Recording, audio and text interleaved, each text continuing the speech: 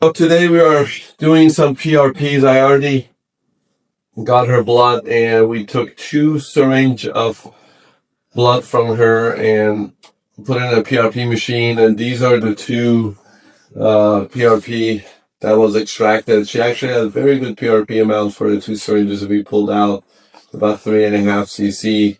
She has a little bit of a female pattern baldness, a little bit of a light alopecia.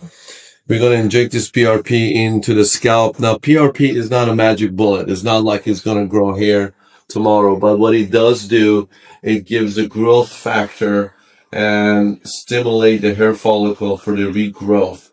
And hopefully we can strengthen up some of her hair follicles to be a little bit stronger, and we probably see some results. Now, this is not a one-stop shop. Sometimes they do have to repeat the treatment like every 6 weeks or 7 weeks, and they do it about 3 times. But sometimes when we want treatment, it will do the job. But normally we tell patients do one and then wait about 2 months, do another one, and then go from there on a female. And the female works out really well when they have a female pattern baldness. One of the first things you should also check is their hormone levels, thyroid level, hormone level, make sure they're aligned. Sometimes if they have low thyroid level also causes some of this hair loss in female. So we noticed that the PRP does work great. So we're going to try this PRP on her and then repeat it again.